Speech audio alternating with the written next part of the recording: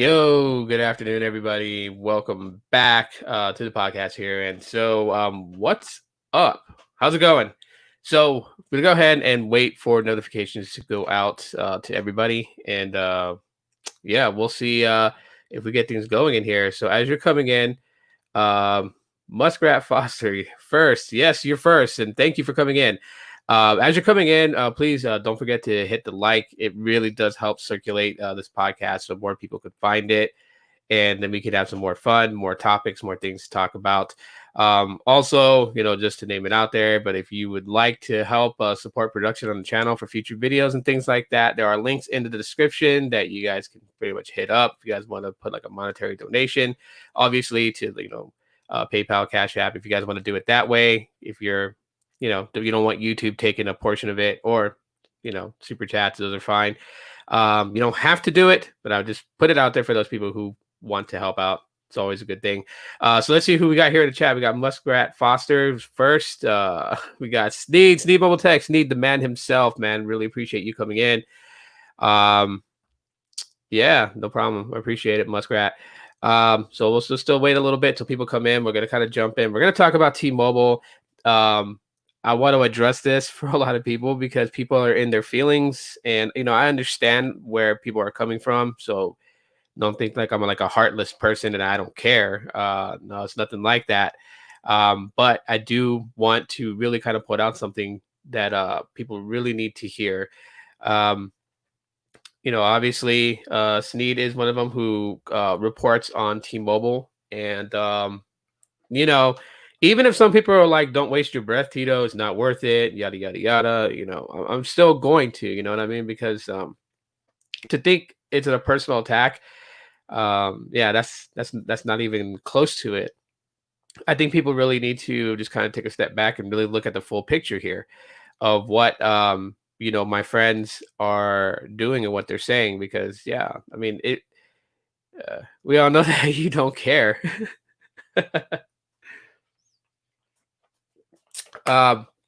Yeah, so we'll wait for notifications to go out, because YouTube's notification system is like not the best. But if you guys would like to help inform people, you guys can share this out on your favorite social platforms. Whether you guys share it out on Twitter, Facebook, I'd really appreciate that.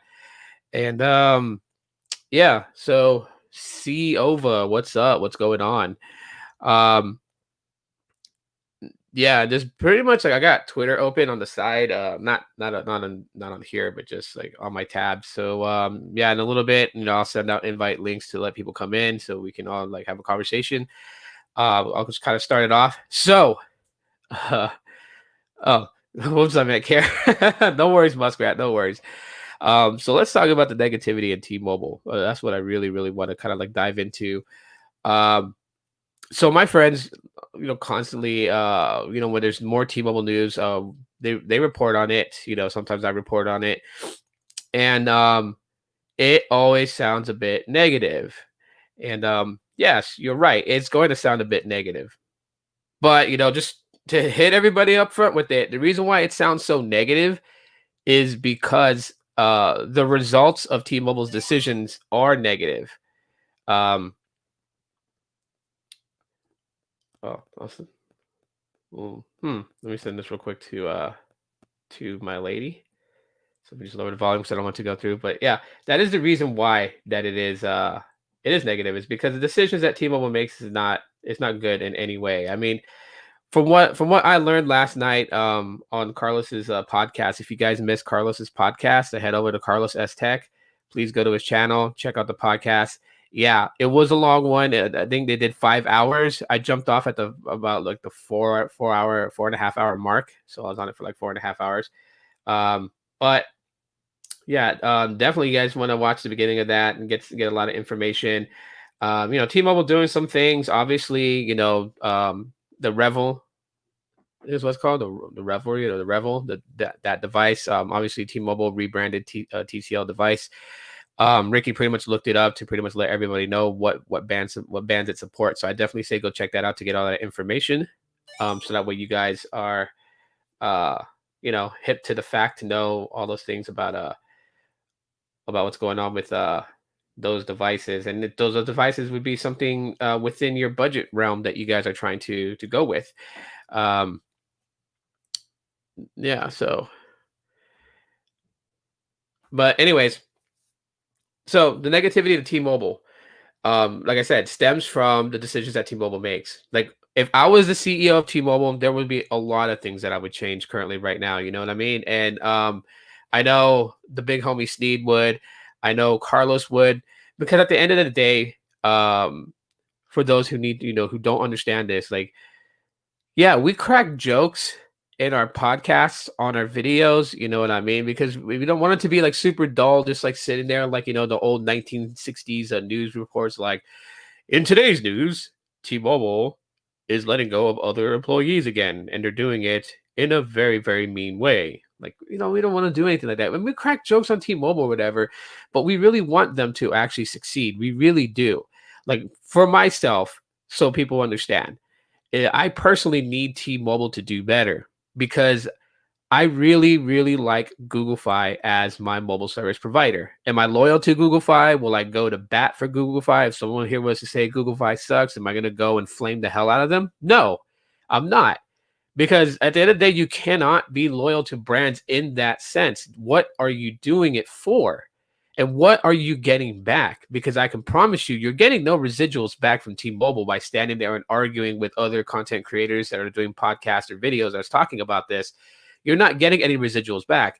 No, T-Mobile's not coming to your front door, with T-chains and a thong shaking it up with a $10,000 check. No, they're not going to. You know what I mean? Yo, Baby Yoda, what up? Thank you for coming in. Appreciate it. Yeah, Muskrat, definitely. You're not getting any residuals back. So why are you going to bat and starting arguments and calling people liars and things like that? You know what I say was the most funniest thing? And I like to point this out because this definitely happened. So Sneed has talked a lot about T-Mobile, has shared, what he said was going to happen. And a lot of people called him a liar. My Daily Side, thanks for coming in, man. Really appreciate it, bro. Hopefully this is a fun one for you guys. But he and a lot of things that he said that was going to happen ended up happening. Crazy, right? Um, and yeah, I know Sneed likes to kind of joke around and tell people that wait till it happens. When it happens, come back to me and say that I was right. But I mean, Sneed is the guy who is standing up for all consumers. That's why he says he's a consumer advocate. He's also an advocate for store employees, even though some of the store employees like to come and attack him and say that he doesn't know what he's talking about. He still drops as much information as possible to help the store employees kind of get an idea of what's going to happen before it happens. I mean, there were things that Sneed had called out that was going to happen to T-Mobile employees. And then there were times where a T-Mobile employee had to reach out to him to get information because they couldn't get it from internal sources. That's pretty sad when an employee has to get the information from somebody who's not even part of T-Mobile, does not work for any of the telecom companies. You got to go to him to try to get that information to understand what's about to happen to you. That's very bad business practice from T-Mobile, right? Like T-Mobile should keep their employees in the loop, be transparent with them. You know what I mean? So that's kind of the reason why like a lot of these T-Mobile videos that we're doing are pretty negative. I mean, you got to look at sometimes as much as you want to defend T-Mobile because maybe the service is great in your area, maybe you're getting like the best speeds or whatever, you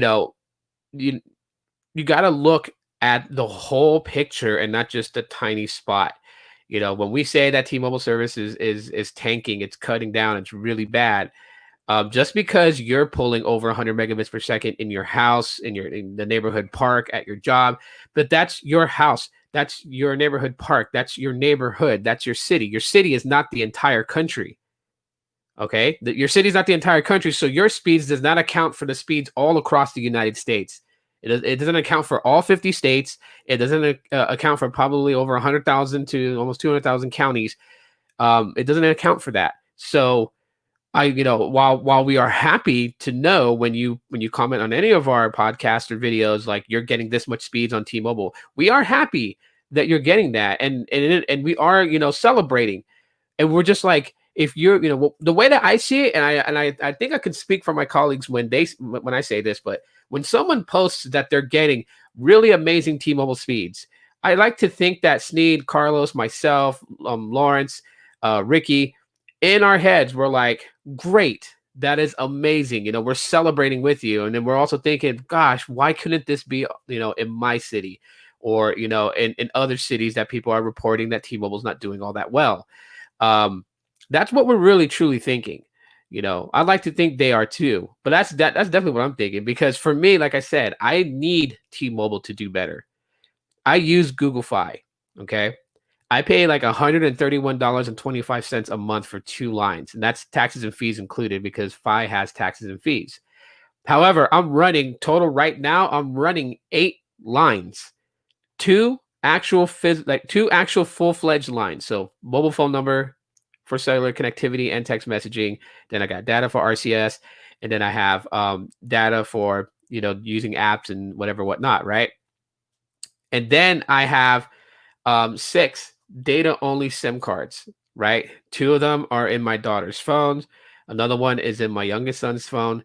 My tablet uses one, and then I have a couple of other ones to use. Like I use it in the test drive CoolPad hotspot thing that T-Mobile gave out. I took their SIM out and put the Google Fi data only SIM in it, and it runs and it sits in the car, and it's a mobile hotspot for the car in case we go to an area where there's absolutely like no Verizon connection. Then everyone can just link up to that. Well, we got a super chat here. Let's see, Mikey's Tech Review. Thanks for the super chat, Tito. Great live stream for being Sunday. Yes. That, and the fact that I pretty much opened up StreamYard wide, so like the intro and everything is different, because I'm able to do more of a StreamYard. So, and I hope you guys enjoy it. I hope the production is going to be better for you guys. I don't think I went into settings and changed the stream up to 1080p. I forgot to do that, but I'll do that next time. But yeah, so Google Fi is it for me, right? So like basically, like I have 8 lines technically for like $131. Yeah, it kind of is a lot of money. I know that my wife doesn't really use her Google Fi number, so she's wanting to actually close her line and just use a data only SIM with Google Voice, and make it to where there's only one actual line, which then I'll be paying like $78 a month for it. And so that's totally fine. But you guys see where I'm going with this, right? I have a very unorthodox family plan, and it all relies on T-Mobile, because US Cellular is not out here in Arizona at all. Is it just me, or do I like when I see my chat in the one he has open up? Oh, yeah. I have that open up there, so like everyone else can just so it's there for records, right? I mean, I can see it here, but every now and then I'll pop open the pop out chat that I popped out from YouTube. I'll open that up, because there is a delay from when comments show here on the chat window here versus what I'm seeing on my StreamYard lobby. Or yeah. Hey Ricky, what's up? How's it going? So we got Ricky. You guys subscribe to RFK Tech too. So as I'm saying, I have a very unorthodox plan with Google Fi, just so that way, like all my kids, because today kids don't really call anybody, they don't text nobody. My son, he has my second oldest son, he has Visible on his iPhone, and he doesn't even use iMessage. Every message I get from my son is through Instagram, because that's his favorite social app to use. So it's like he either messages me on Instagram in a personal message, or he freaking video calls me from Instagram. And I'm like, you have an iPhone, dude. Like, use iMessage, because I have an iPhone too. If you don't like using iMessage, freaking, or call me. The whole thing that took him about a minute to type out in a message could have been easily just finished in like a 15 to 20-second call if you just called me and say, hey dad, I'm at the skate park with my friends, I made it safely, bye, click. Instead of about 1 minute later, send. Like, come on. But kids don't do that. They do the social media thing, and I understand that. And because they do the social media thing, like all they really need is data, you know. So I mean that's why I need T-Mobile to do better, because we're reliant on T-Mobile. Google Fi has not mentioned anything. Um, Kids type in 3 seconds now. Mine's don't, because they get sidetracked easily. So like they'll like type out like maybe 4 words and get sidetracked and then finish the rest of it like 10 seconds later. Like, yeah. But yeah, I don't have US Cellular here for Google Fi to switch to. I just don't. So everything's like T-Mobile dependent. And because it is T-Mobile dependent, I need them to do better. Do I want to move to another provider? No, because I actually have been looking at other providers to see if I can do what I'm doing with Google Fi with another provider. And there's not really one. I mean, T-Mobile has, data only sends, but then what's the point of moving to T-Mobile? I'm on Google Fi that's already using T-Mobile. You know what I mean? So going anywhere else, going to Verizon, I mean, I could go to Verizon, but yeah, I couldn't build that type of plan. You guys catch what I'm saying? So I can't I'd have to stay with Google Fi to keep that type of plan. Hello, Jim. How's it going, man? Social media is the new thing for kids, but with social media comes precautions. Yes, definitely, Mikey, definitely. So when a lot of us talk about all these things that T-Mobile is doing, like the most recent one, which is kind of like shocking, what they're doing to Metro by T-Mobile stores and Metro PCS stores, because they're like, Sneed is right. There are stores that's still called Metro PCS. I have 4 of them here in Phoenix that are still called Metro PCS. They have not changed their banner to Metro by T-Mobile. And is Metro by T-Mobile actually going to get phased out? Because of these, yeah. I did the same thing with Boost Mobile. Boost Mobile is using it. Alex, what's up, man? So, but yeah, is T-Mobile looking to phase out Metro by T-Mobile? And it could possibly be. I mean, one of the things that I realize now, and like I will openly admit this, like I feel like that I am wrong for back then when I was in support of the merger. I feel like I'm wrong, and I feel like I was duped. Like, oh my god, that they pulled a fast one on me. Because I was, I am still an advocate for prepaid. I understand there are people out there that don't have the best of credit. They made very poor decisions when they were young, which is why I would say to anyone, who's under 25, watch what you do in those years. You can screw your credit up so bad that it's going to take a while for you to rebuild it. A lot of people filing chapter 11, I think chapter 11 bankruptcy, just because of like college loans and stuff like that they did that they quickly jumped into without actually reading, how the whole college loan is set up, what you're looking to pay back and how much interest you're paying back. I'm one of them. I did a college loan back in 2006. I think it was for like $9,670. And the interest was so high that it's still being paid back today. As a matter of fact, the interest plus the loan amount together combined was $15,000. That's pretty high. You know what I mean? So my credit is horrible, so I use prepaid phones. Yes, there's a lot of people that like have like really bad credit that if they were to go to Verizon. I think like when I worked for Verizon back in the day, in the South region, so like the southern states, they can charge a deposit amount as high as $1,500 per line. I don't know if that's still the same today with Verizon, but there are people that just don't have $1,500 to secure a line of service with a provider, so they opt prepaid, because prepaid there is no down payment for a line. You pay before you use, whereas with postpaid, most of them were you paid after you use. So you'd use what you would use, and then your bill would basically come after. So you would have to pay that, and that's the thing. So I advocated for prepaid. I mean, I did a lot of videos about prepaid. When I had Boost Mobile, I was focusing on that. There were several people that was focusing on Metro by T-Mobile and Cricket. Alex remembers because he remember how adamant I was about Boost Mobile. When people would really trash it, and I would be like, how could you guys trash it if you guys never used it? Like, use it and then trash it, if you don't like it. Some people would, and I would say that their stuff is valid. Tito, I don't think Metro will be phased out. It will be integrated under a store. Um, Integrated under a store, maybe. I would the way that I look at how T-Mobile's doing all these changes and things like that. The reason why I say that I feel like that Metro by T-Mobile will be phased out is because I just figured that T-Mobile just straight go T-Mobile prepaid. Like enough's enough, with like all these different things. I mean, yes, the prepaid market is like really cluttered. It's very, very fragmented. I would say the prepaid market, its fragmentation is, maybe like 1/3 of how Android is fragmented. You know what I mean? You have so many different things. Like, and I apologize to anybody on the internet who's posted anything about them leaving T-Mobile for, something like Mint Mobile or Simple Mobile or Metro or Google Fi. Like, if, they tweeted that they left T-Mobile for any of those and then said they got better service and T-Mobile service sucks. And if I commented with a bunch of laughing emojis, I right now I will apologize if I offended anybody out there who may come across this later on in the future.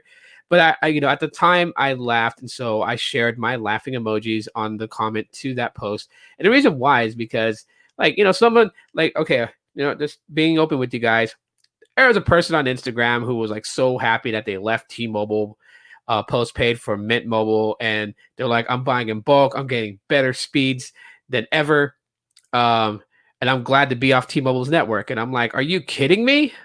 Mint Mobile uses T-Mobile. So I just put a bunch of like dying laughing emoji faces.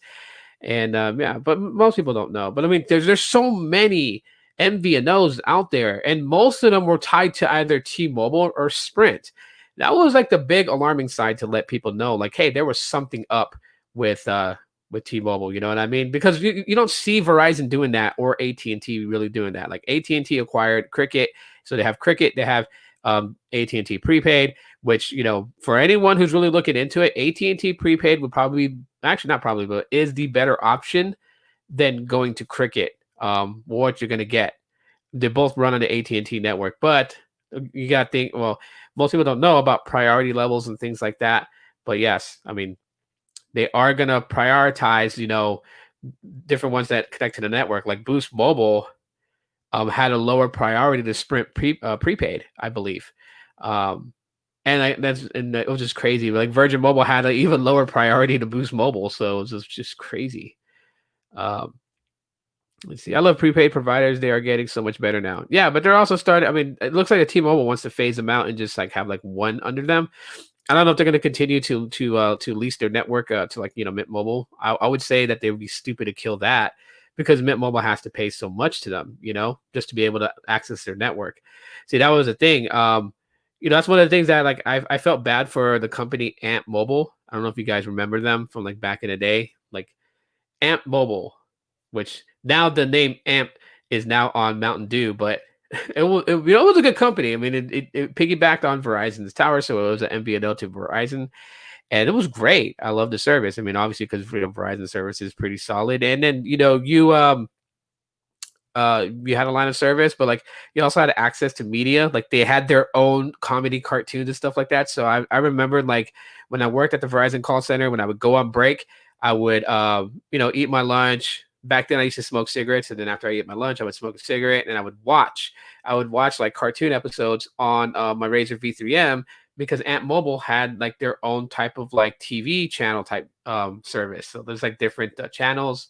They had like Comedy Central on it and stuff like that, but they had their own what they considered their own episodes. When Ant Mobile had to basically shut down and sell out because they could not afford to pay Verizon what they owed them, they sold one of their own episodes called George Bush, Resident of the United States.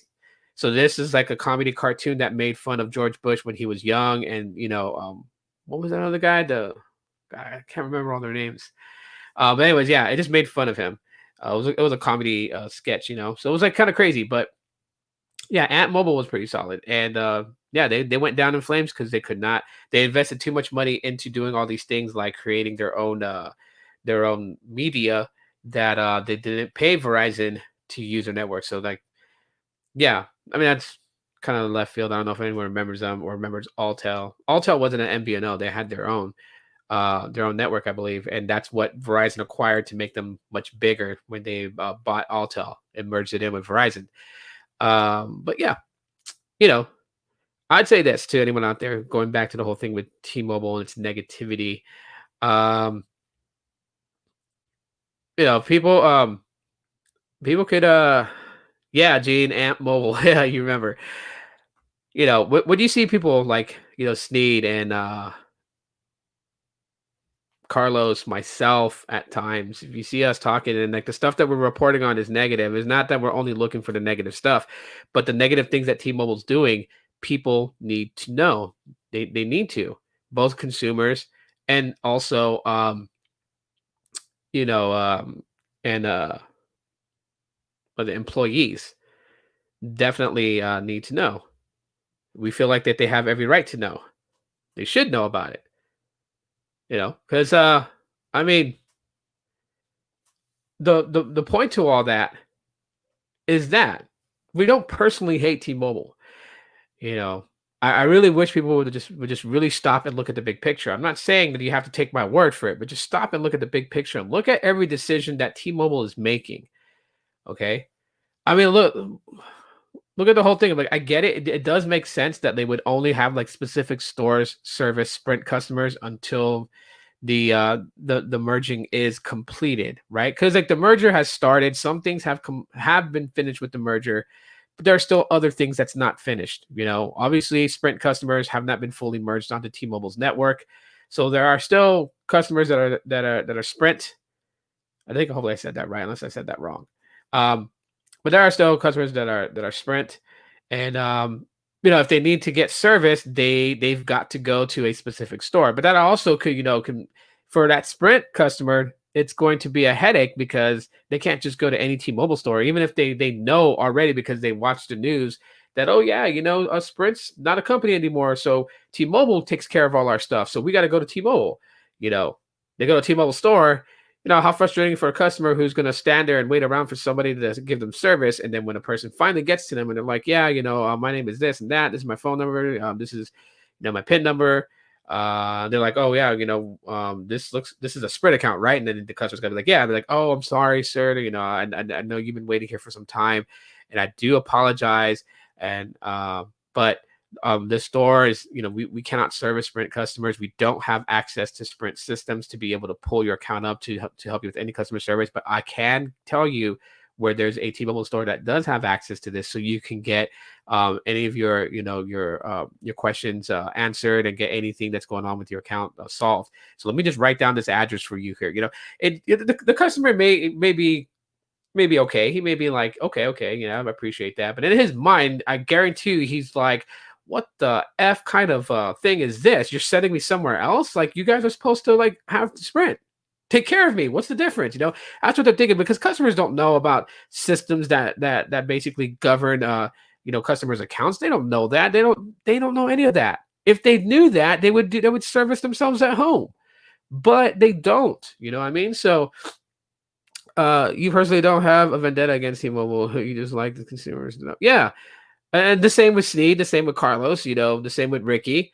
Ricky likes to have fun with it. If people are getting offended by the things that Ricky is saying, when he talks about the skunk apes eating fiber, you guys got to understand, skunk apes need fiber. I mean, fiber is good for them. They got to go. Number twos don't just spawn out of nowhere. So they got to get as much fibers as they can. Do you guys see what I just did right there? I just made a joke, a small joke, a shameless, harmless joke for little giggles here and there. That's all I did. And that's all Ricky does. Okay? The people got to stop being in their feelings when RFK Tech talks about, T-Mobile on someone's podcast. And then, when he calls them liars and stuff like that, he's only calling them what they are. They have lied. And yes, we know that all businesses tend to lie as a marketing strategy to get people to come to them. We know that, but T-Mobile's lies lately have been really, really huge, which, we're putting two and two together, right? We're putting, why did John Ledger live? Like, why did he, step away from being one of the board of directors? board of directors, but one of the board members. Why did he leave from that? Like when John Ledger stepped down as CEO and put Mike Sievert in, and then his whole thing was Mike Sievert's a good guy. I've groomed him while we were doing the Uncarrier. He pretty much it was like John Ledger was saying to the world that Mike Sievert is like him. Like he's trained him to be like him, so we can expect the same things that that we got with T-Mobile when John Ledger was pushing T-Mobile with the whole Uncarrier, making all these Uncarrier changes. And it's nothing like that. So a lot of us who really follow what goes on in the mobile tech space, that's one thing that we felt lied about. Because when we were watching, like when you guys went to the new T-Mobile website, right? Because that's what they would direct you to when both Marcelo and John were going to court and they were trying to win out all these states that had opposed the merger and stood against them. We watched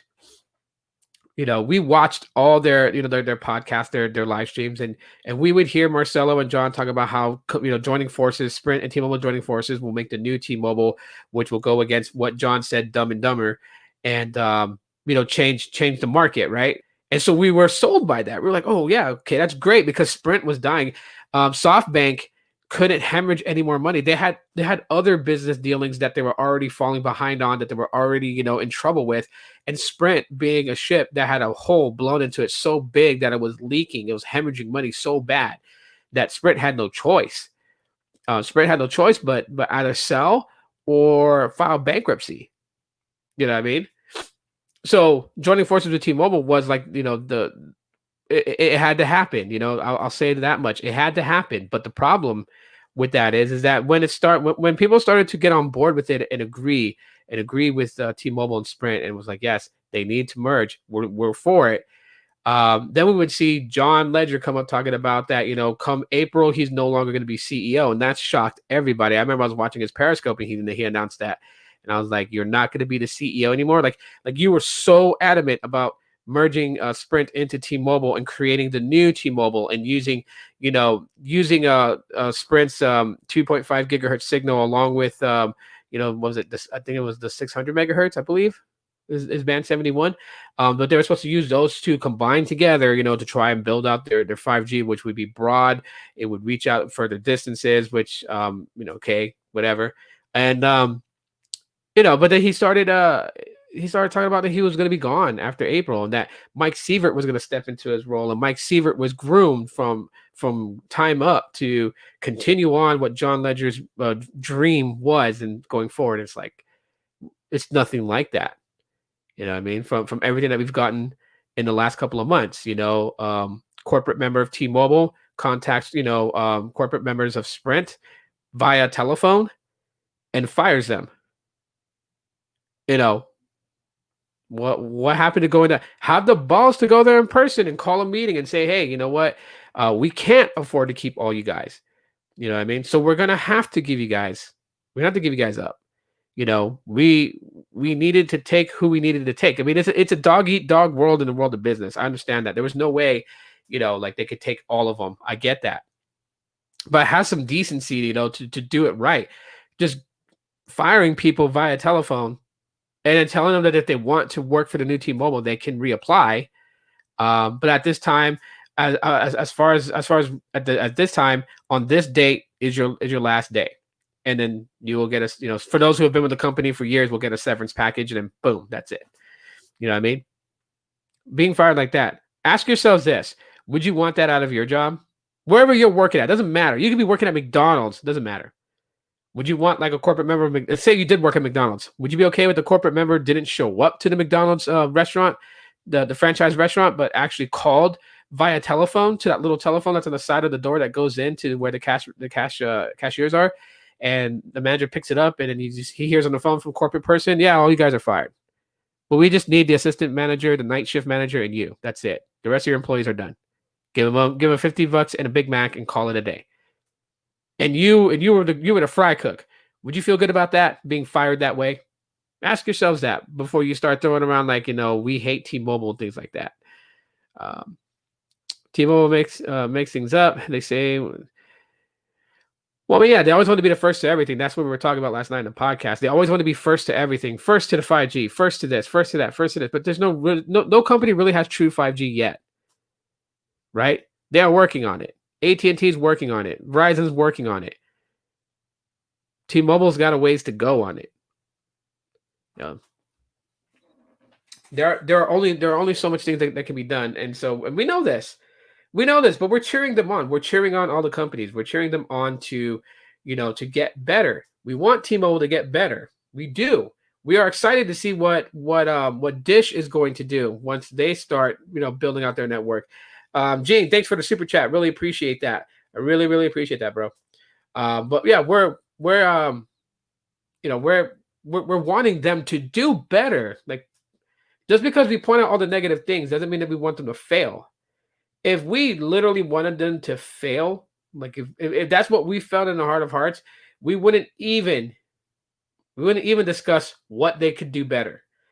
And I think that is the part of when people are like, all you guys talk about is negative things about T-Mobile.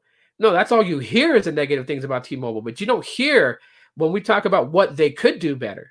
When we say things like if you were like yesterday on Carlos's podcast, we're like, hey, if you were CEO, what would you change? And then Snead dedicated like 5 minutes of explaining what he would change if he was the guy who was running T-Mobile. If he was CEO, if they took Mike Sievert out and hired Snead and put him in the seat, what he would change. And all of us kind of felt that way. A lot of things that Snead said is kind of like at least that's what I felt I would change if I was CEO. So there was no reason for me to speak on it because I'd just be regurgitating the same thing that Snead said. But yeah, more spending on the network. You've got to spend on your network, right? Like he was talking about it, instead of spending, was it 12 billion, spend 20 billion on your network. I mean, like for those who didn't catch Carlos's podcast, I'll tell you this right now. If I was CEO of the company, that's what I would do. I would enforce spending more on the network. I would put out a very, very touching email to all my customers on T-Mobile and let them know that while they did enjoy T-Mobile Tuesdays, because we want to bring you guys the best network connections, we are shutting down T-Mobile Tuesdays. So we're going to do one last T-Mobile Tuesday, one last hurrah. Do something big, right? Like whatever it is, work it out with your partners from those companies that you have partnership with for the T-Mobile Tuesday. Do one last one, shut it down. So all the money that you're spending, like, to Domino's, to, to Burger King, to freaking Amazon, to Apple Music, to whatever you're giving out on T-Mobile Tuesday. And again, I don't know if I said it because yeah, I'm like so into where I'm going that Gene, thank you for the super chat. Really appreciate it. But yeah, I would kill off T-Mobile Tuesday. Definitely kill that off, right? Yes, some of these changes are going to affect customers to jump to another carrier. That's a given. Anytime there's change, people leave, right? We are like Garth Algar from Wayne's World, if you guys get that reference. And we all fear change. We do. We fear change. So anytime there's a change, of course, people are going to jump. They're going to jump to AT&T. They're going to jump to Verizon. It's a game of musical chairs when it comes to carriers, right? And so, if T-Mobile was to cut out T-Mobile Tuesday, if they were to say to people like, we're going to go ahead and add taxes and fees on our plans, so you guys will be billed taxes and fees. I mean, some people get mad and leave, but when you're spending 20 billion on your network and your network is getting better and better and you can keep your prices lower than your competitors, they'll come back. All right, what is this? Wonder Woman 1984 director Patty Jenkins says Donald Trump inspired villain character capitalism's. All right. Well, I mean, hey, Randy Hook, that's nice little bit of information that you dropped there. And while we all have our political point of views, we're not really talking about that. But I do appreciate you sharing that. That's nice for people to know, I guess. So yeah. Anyways, so get rid of T-Mobile Tuesday. Get rid of all the the bells and whistles, right? Have your employees stop shaking their booties on TikTok and wearing, pink thongs or whatever. That's what's happening. Personally, I haven't gone on TikTok to go and see what T-Mobile employees are doing. But I mean, I wouldn't really want to see that kind of stuff. If they are putting on pink thongs and shaking it on TikTok or whatever they're doing on TikTok, I don't know. I just don't find that appealing. That's not going to tell me that's going to be a company I want to, port my lines over to and be with. Okay. I want to port my lines over to a company that knows what the hell they're doing and that I know that I'm going to be covered. See, that's the thing that T-Mobile has lost sight of is customers remaining connected. See, this is the reason why that when I worked with Sprint, people were always calling in pissed off about Sprint, and then they want to go and port the number out.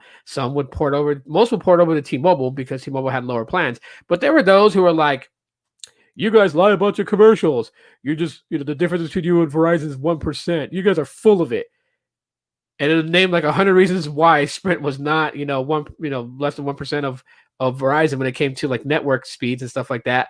And then it would say like, I would rather pay $50 more on my bill with Verizon than stick with this crap. So I want to port my numbers out. I need my account number. I need my PIN. I'm like, oh crap. There's nothing you could say. There was nothing you can say when a customer was going to port out to Verizon. Nothing. Because the moment that they told you they were willing to spend the extra $50-$60 and port all their lines over to Verizon, what the hell could I say? There's nothing else. There was only one time that I talked a customer out of a Verizon store to go back to a Sprint store, and the only way I was able to save that account was I told the guy he was upgradable. He could actually upgrade on an installment, and pay off the phone and an installment billing. And I told him that, because he got the iPhone 7 Plus because that was new at the time. So if you got the iPhone 7 Plus, you would actually pay, you would actually get $100 off because it's like, Sprint had this, so like the system that we use to look at a customer's account, there was an extension to that system, and it was called NBA. I know, like the basketball league. It was called NBA. I forgot what the acronym of NBA was for Sprint, but basically all it was a list of different promotions that we could give the customer. So the system recognized how long the customer's been with Sprint. It recognized, like, have they paid their bill on time? Have they ever upgraded before? And so it would pitch a lot of promotions that Sprint had that we, as retention, could use to talk to the customer about before finally giving them their account number and their PIN number. And there were lots of things. They were like, yeah, if we upgrade you to the iPhone 7 Plus, you'll get a credit of $100 off. Or you'll get the credit of $100 towards your bill. But like a lot of people that work with me, they would always say it like that. I would let the customer know in this way so they understood. I would tell them, if you upgrade to the iPhone 7 Plus right now, you qualify for $100 bill credit towards your account. The bill credit will be given to you in increments of $10. So you would get 10 months of a $10 off credit on your bill. Of course, that doesn't sound as good as just saying you'll get a bill credit of $100. But the reason why we had to say that was because if you tell the customer, and this is something about Sprint, if a rep tells the customer, yeah, by upgrading, you're going to get a $100 bill credit, and they don't fully explain how the bill credit is given to the customer, when that customer calls in and says, your rep said that I was getting a $100 bill credit for upgrading to the iPhone 7 Plus, and then we have our quality control pull the call and listen to it, and they hear that rep tell the customer, yeah, we'll get you upgraded to an iPhone 7 Plus. You'll get a $100 bill credit just for doing that. Now it's on record. The rep said that. We have to honor that. We have to honor that no matter what. Even if, and they still get the $10 for the next 10 months credit. They also now got another $100 on top of that. So, yeah. Anyway, that's Sprint stuff. I kind of went left field. I apologize. This is what happens when you talk to someone who's ADHD. So anyways, swinging it back around, back to if I was the CEO. So yeah, I would get rid of T-Mobile Tuesday. I would add taxes and fees back on. I will have to build money. As the CEO, I would also approach the parent company of T-Mobile, Deutsche Telekom. I would approach them and tell them, look, T-Mobile is your guys' company. You want them to flourish. I need this much from you guys to make T-Mobile better. I need X amount of $1 billion to make T-Mobile better right now. We got to get the ball rolling on it. I need towers built in this city. I need more towers built in this city. I need more density for the network. I need this. I need that. That would be me as a CEO. Sure, would I piss off a lot of T-Mobile customers with all the changes that's happened? Abso-freaking-lutely, I would. Would they see the benefits of everything that I've done as a CEO once we hit the finish line? Obviously so, because they would be porting back in. That is the game of the mobile network. That is the game of the carrier race. That's what it is. That's the real game. That's the game of it. That's what they do. Customers hop around. They hop around when they feel like things are bad because they don't see the benefit in the end. And we're okay with that. Go to Verizon for a little while. Experience their network. Experience their network. Experience the bill. Experience the bill you're going to get from Verizon every month. Because once I get, more towers in your city and I upgrade the other towers and I put the essential bands that need to be on there for a customer to have a better experience on their phone by having the best connectivity. When you see your friend at work who's like, "Oh yeah, I just upgraded on T-Mobile. Yeah, I got the brand new, iPhone 12 Pro Max or whatever, or the Pixel 5 or whatever," and they're getting super hella fast speeds, and they're only paying maybe like $40 less than what that person's paying on Verizon. You bet your bottom dollar that person that left T-Mobile when things were shaking up is going to come back to T-Mobile, because they're going to remember all the good times with T-Mobile, and they're going to see their friend who upgraded and he's getting better speeds, and what, his bill is significantly lower than Verizon's. Of course he's going to come back. And especially, T-Mobile, just to gloat that their network's doing better, we're going to definitely have some port-in specials. See, that's me as a CEO of the company, but you know what? I mean, I don't have a degree in business or anything like that. Definitely, they're not going to look at me and hire me to be CEO. Hell, I would even do this just to step it up a little bit, just as a little apology to those who left because I took away T-Mobile Tuesday and I added taxes and fees back onto the plan just to build some capital so I can spend it on upgrading and fixing the network. This is what I would do to customers that were with T-Mobile when I did those changes and left because of those changes. Just as my way of apologizing, because I kind of like made them feel like they had to go somewhere else because they weren't getting value with me anymore. I would say, just for coming back, I'm going to take care of your bill for the next 2 months. Or maybe I would do a deal that gives them like half off a Galaxy Note 20 Ultra. That's what I would do for returning back to T-Mobile. You know what I mean? Yep, and they are saying they won the race before it's even over, before it even started. Yeah, Ricky, we know that's true. What up, Jose? What up? That's me. That's what I would say. That's what I would really do as the CEO of T-Mobile. That's what I would have done. I would definitely make those changes. Obviously, if you left because of my changes and you came back, we can see that, obviously, because when you come back, your account will get reinstated unless we completely wash the account away.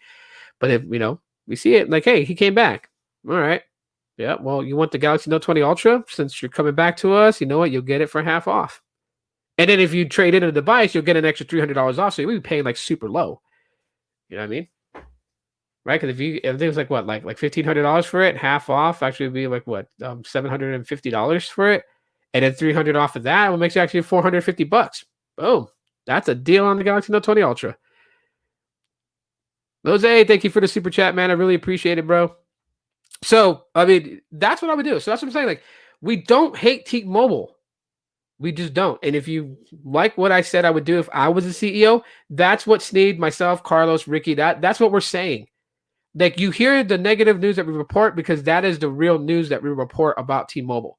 But when we go off and we start giving our opinions, no one really listens to that. It really hears that we actually don't hate T-Mobile. We just don't like what they're doing to customers and to employees. You know what I mean? It's like the corporate guys are on top pulling the strings and ha, ha, ha, ha, ha, ha, ha. Any maneuver we can take to keep money in our pockets because they don't want to spend the money, even though they promised the FCC they would spend that money. They promised the FCC they would create jobs. Creating jobs is not having, the VP freaking call on a conference call to tell people you're let go and not take anybody's questions and just hang up. A 5-minute phone call to fire a bunch of people, man. That's not good. And that goes absolutely against what T-Mobile said they were going to do when they pitched the idea that they were going to merge. They were going to create jobs. more jobs would be created. The market would have been more competitive. Do you guys remember? You guys remember hearing that? More jobs created. The market would be more competitive. First to 5G. I tried imitating John Ledger's voice there. I know it didn't sound like it, but I tried. But that's what he said, right? So, anyways, just know that when we talk about T-Mobile, it's coming from a good. It was like a kid inside of me. He's trying to get out and just share the love with the world about T-Mobile, but T-Mobile's suppressing that kid inside of me and choking him. Yeah, that's T-Mobile. Yep, that's the magenta. Anyways, moving away from that, do want to talk and give a little update about Visible Wireless. Caffey, what's up? Caffey. I could use some coffee. No. But anyways, Visible Wireless, Visible Mobile. No, I really think Visible should add a like a surname after that. You know what I mean? Because everyone calls it Visible Wireless, but really, they're just Visible. Dude, I made a commitment to watch your videos from my Pixel 4 XL. I appreciate it. How are you liking the Pixel 4 XL, by the way? Because the Pixel 4 XL technically would be like the last crazy Pixel phone that Google comes out with, unless they go stupid and make like the Pixel 6 all crazy. Who knows? But anyways, yeah, Visible Wireless. How has it been for me? It's been great. I haven't paid a bill with them since last year October, when they had that refer a person get like $20 in credit. I need to thank everybody. I need to thank everybody out there who used that code to set up a Visible account. Because of them, I have a lot of credit. I don't know why the credit never changes though. Every month on Visible, I see that I have $300 credit. $300 credit is what I accumulated over the time for people using that referral code before they switched over and did the party plan thing, and then people started saving for having like 4 people in the group. So right now I have 4 people in the group. $25 for each line. So yeah, $25 for each line. And then I have credit from the referral because they can't just take my credits away. I earn those credits. So like I haven't paid a Visible phone bill since October last year, and we're already in August. We're about to hit September, so it's been 11 months since I haven't paid a bill with Visible. But that doesn't change anything about it. Visible has been pretty solid. It has. I mean, obviously it's on a lower priority. So anyone who has Verizon that says that they get like 500 megabits down on their phone, but I know I'm not reaching those numbers. Okay, my Visible's priority level is lower. However, I will say this though, it has been very reliant. It's been very reliant. It's been very good. The only other line that I have that tops Visible for me is the AT&T line that I got from Carlos to test out. That tops out my Visible. But I mean, here in Phoenix, the density is so bad. My Visible line connects to band 66 majority of the time, and I'm like pulling down anywhere between the lowest like 20 megabits per second down. The highest it's ever gone was 120 megabits per second down. The up has always been about between like 20 to 70. That's not bad. I can live stream off of that. So that's fine. That's totally fine. But people have been asking if I'm going to try out Yahoo Mobile. And interesting enough, Yahoo Mobile is visible. Like, not kidding. Yahoo Mobile is visible. Okay.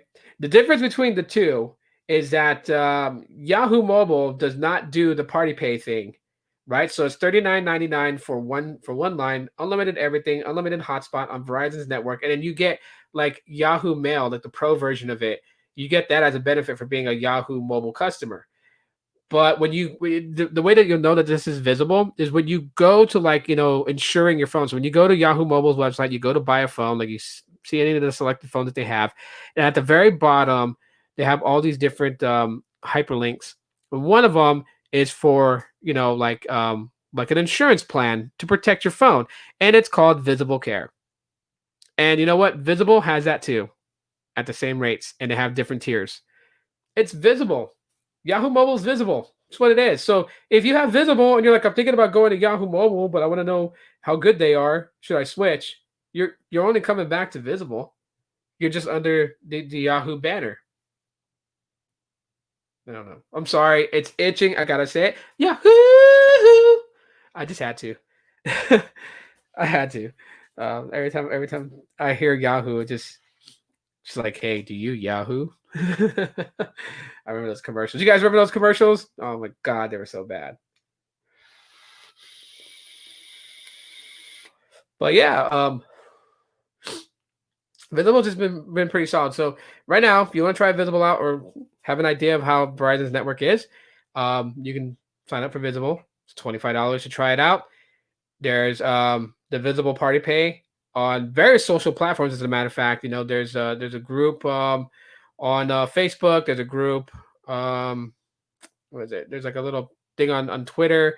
There's an Instagram page that people post all their Visible Party Pay links. You can find somebody. You don't have to ask them permission. They obviously shared their link, so you would join them, and then you would request to join. And you request as many as you want, and somebody's going to have an open spot, and they're going to accept you in, and so they can get their bill all the way down to $25. So you'll pay $25, and then because you joined Visible, you port it over, you get a $50 credit from a Visa thing. So basically, you're getting 2 months free because you're getting that card back. Shout out to Sneed for breaking all that down for everybody yesterday.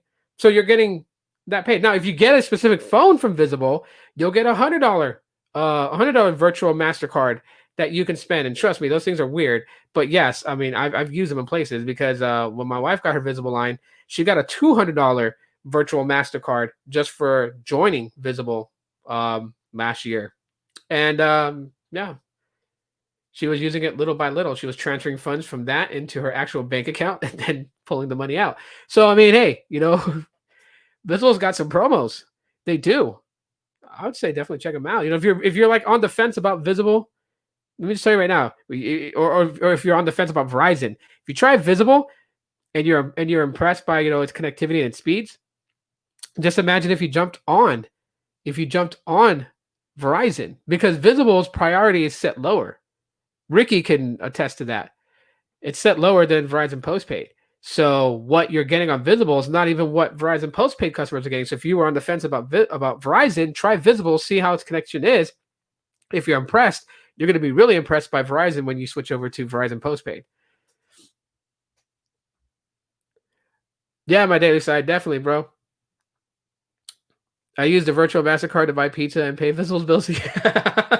Yeah, you could do that. But me, I mean, I didn't have to because, again, the people that use my referral code, and again, shout out to everybody who watched my videos on Visible and used the referral code last year. You guys got me a bunch of credit, and so I haven't been paying the bill, and I'm about to hit 1 year of paying $0 to Visible for service. And once those credits are spent and they're gone, I'll be happy paying $25.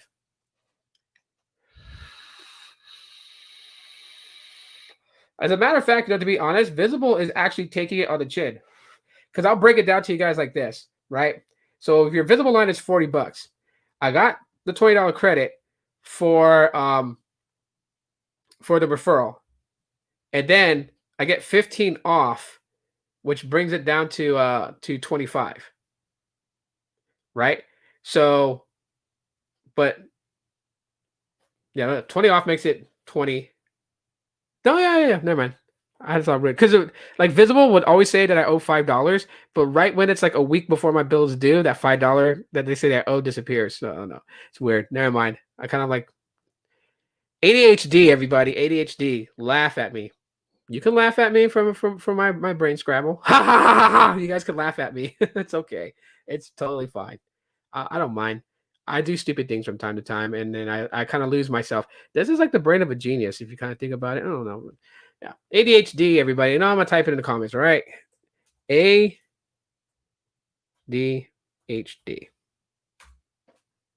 I suffered from that. As a matter of fact, when I was 15, I was diagnosed with ADHD and also multiple personality disorders.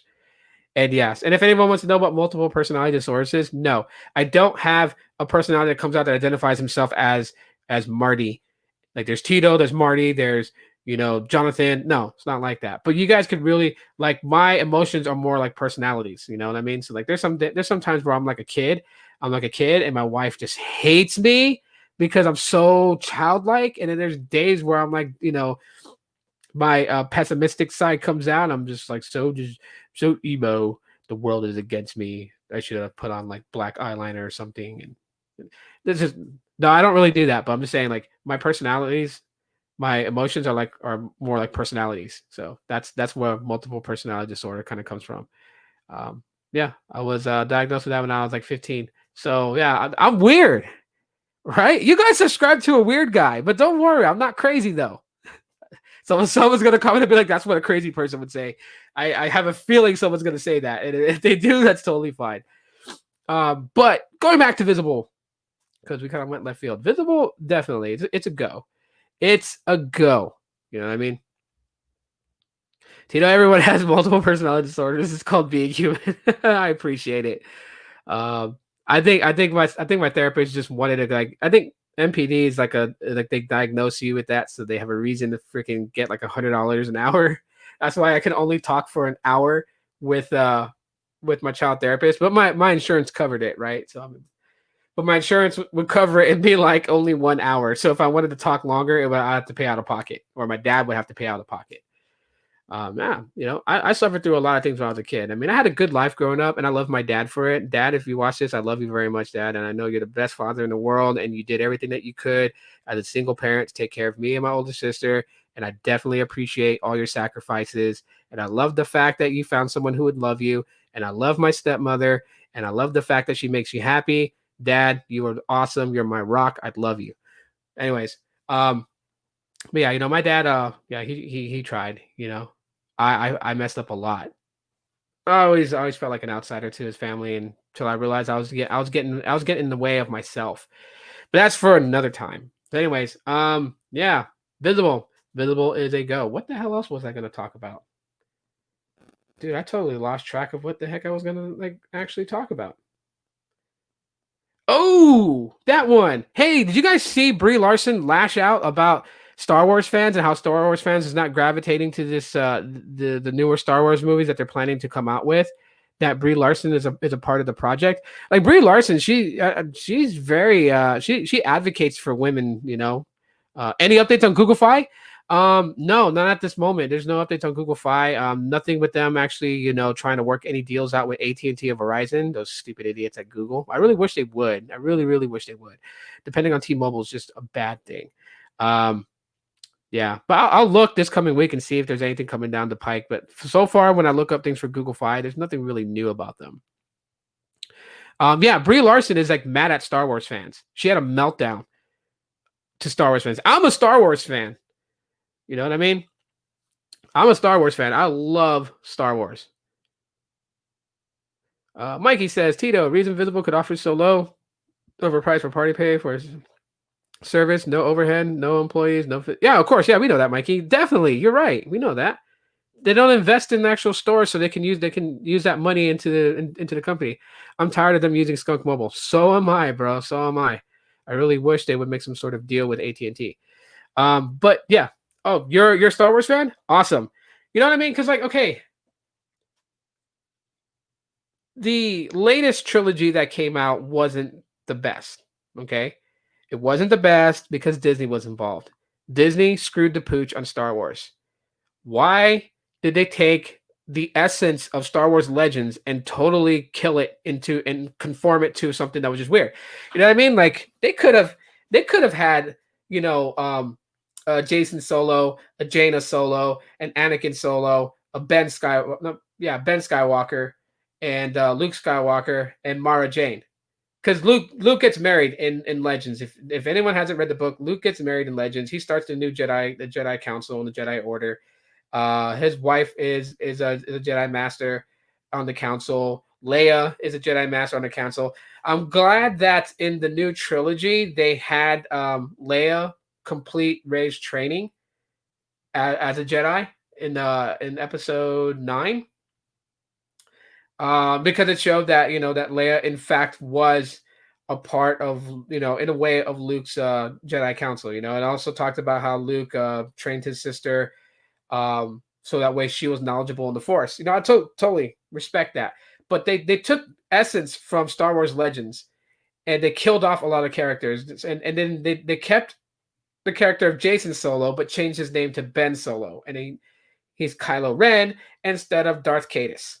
And that's where I'm like, okay. And then the way that Luke left, he used the last bit of his life force to project himself way across the universe, from what planet was he on? God, I forgot the name of the planet that he was on. But to where they were, to save them, to help them escape from Kylo Ren and the First Order. Yeah, it was just strange. And then Palpatine coming back, that was a nice touch. But you know what? I mean, like, Palpatine has come back many times before.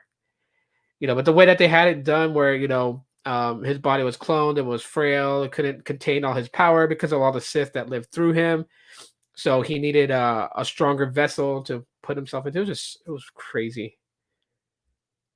Let's see. I hate the new movies and their stupid CGI, amongst other things. For the heck of it, I watched a few times the opening scene of it, when Georgie's arm gets ripped off and he gets dragged into the sewer. The exact part was CGI, since it was raining and he was like on his knees in the water. It was fake. They couldn't even make that look real. Oh yeah. I know a lot of people that watch the reboot of It had pointed that out. There's things that that we miss because we're like kind of like in tune to what's going on with the movie, but we're not actually in tune about what we're seeing. And yeah, that was definitely pointed out. But yeah, Brie Larson's lash out at Star Wars fans. You got to understand, Star Wars fans are Star Wars fans. I mean, Star Wars fans didn't even really like when they made the prequel trilogy. They were very nitpicky about it. Like, some didn't even like the way they told the story of Anakin Skywalker's fall to the dark side. They didn't like that. And it's not because they didn't want Anakin to fall to the dark side. Obviously they did, because when the original trilogy came out, even though Darth Vader was bad, he was still a loved character by many people who watched it. Especially towards especially in episode 6, Return of the Jedi, where we finally understand that Darth Vader is Luke's father, and now we kind of like understand how all this went, and it culminated to what it was, and how Luke redeemed his father back to the light side before Vader's passing, which meant that he could actually come back as a Force ghost. And then he does, when they're over there at the Ewoks village and they're celebrating. He sees the Force spirits of both Yoda, Obi-Wan Kenobi, and Anakin, until they changed it after the prequels, and they took out the man who they had play Anakin as a human form, and put it in Christian Hayden. So we went from tech to movies. I'm like, yeah. Techno, you're in here, bro. If you want to come in, bro, I'll send you a DM. But yeah. So for her, I know Brie Larson has this thing, women's rights. Women need more roles in top places. And you know what? Women are getting those roles in top places. But for her to get mad because Star Wars fans just don't like this new pitch of Star Wars, because what it is, this project that they're doing is supposed to be like majority of like the supported top roles in the movie that they're trying to make. It's all women. There's not a top male supporting cast. It's all women. And so like some people are like, don't take Star Wars and make it into like an agenda for women's rights or an agenda for this. Leave Star Wars alone. And I agree with Star Wars fans. Leave it alone. Why do celebrities think they got to take a movie and then put a narrative spin on it and push that as an agenda? Like, leave these movies alone. Let them be what we hear about different things on the news all the time. We hear about different narratives on TV and in newspapers and on websites. We see it on YouTube.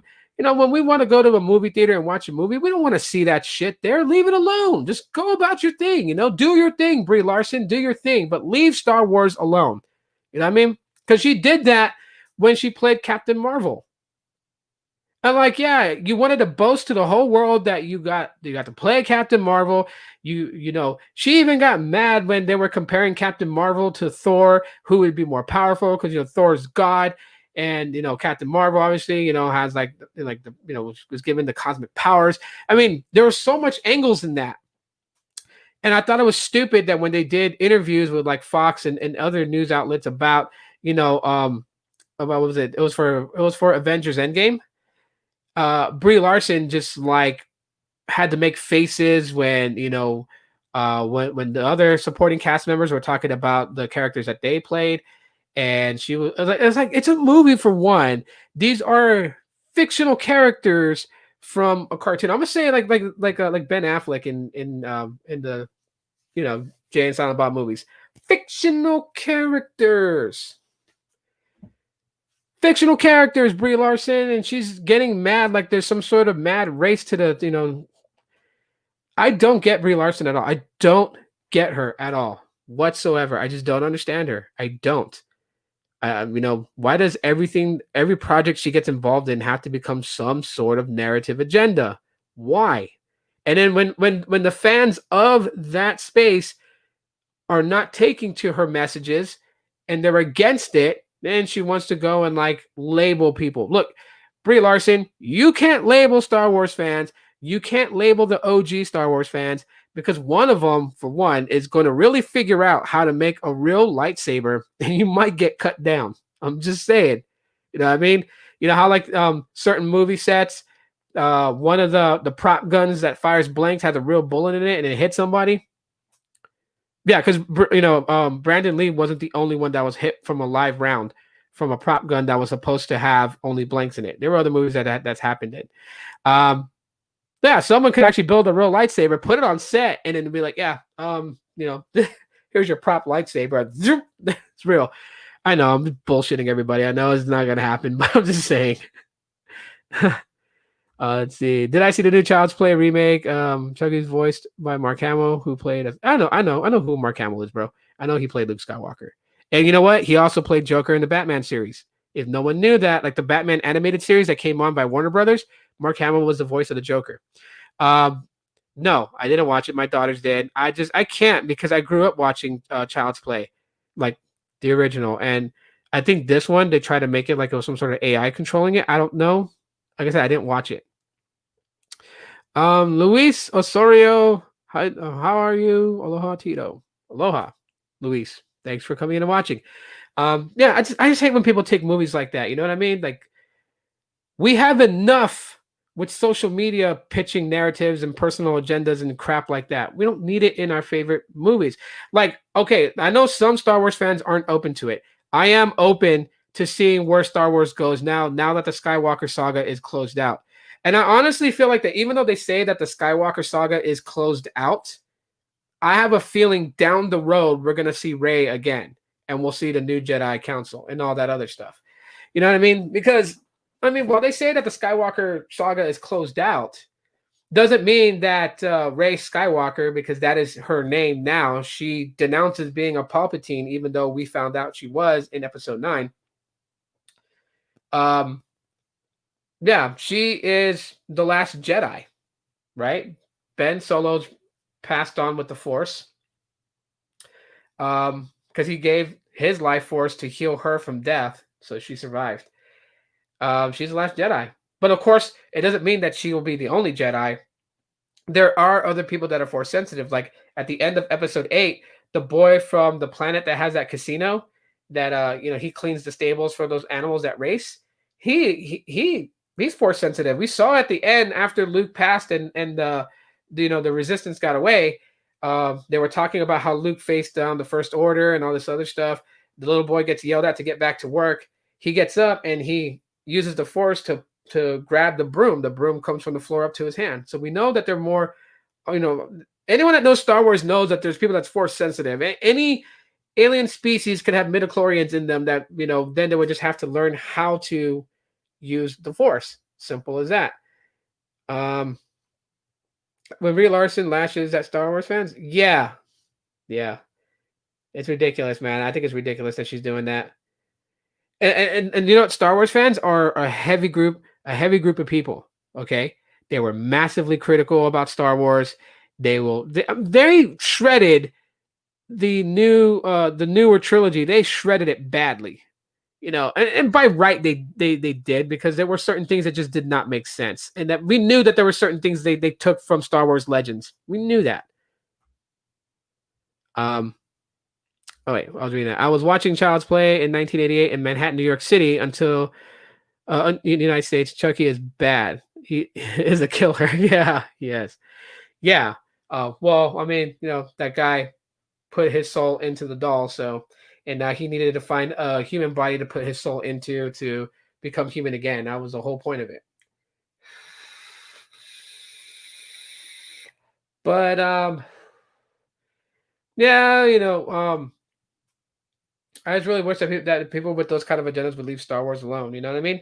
Which is why that I'm excited for John Wick. Oh my gosh, I can't wait for John Wick 4 to come out. Who is ready for John Wick?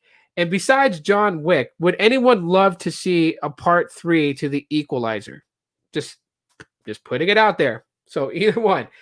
I'm more excited for John Wick 4 than I am for The Matrix 4. I was pointed to by, I think it was Ray who told me to look at the synopsis of the movie itself, and if that's really how the movie is going to be made, I'm kind of disappointed. I'm not going to talk about it because The Matrix is another movie that I really like.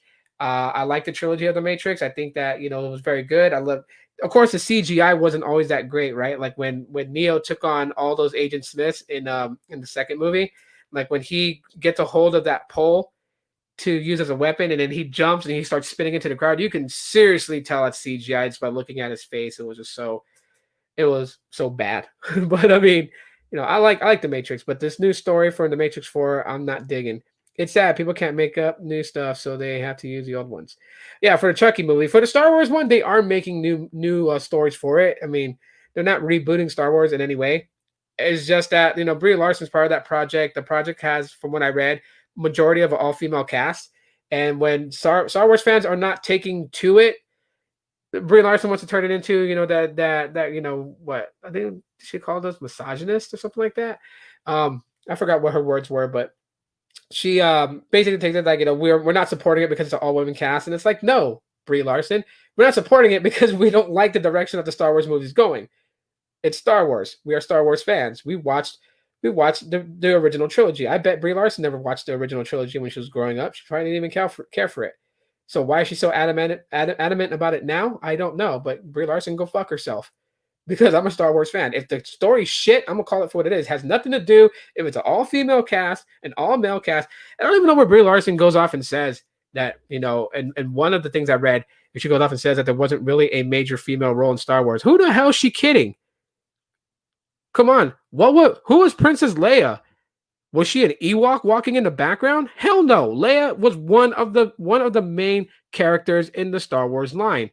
Let's go with the newer trilogy if Brie Larson wants to go there. Who is Rey? Rey is the main protagonist in the new trilogy storyline. Do you want to go to the prequels? Padme Amidala. Who is she? She was one of the main characters. So when Brie Larson says that they hadn't had, a main role for a female character, she's full of shit. I hate when she goes to that. It's like she wants to catapult herself to a pedestal higher. But you're not going over Carrie Fisher. No, Brie Larson, you're not going to do that. Carrie Fisher's badass, especially in the Jay and Silent Bob movies. Did you guys know that Carrie Fisher was in Jay and Silent Bob Strikes Back?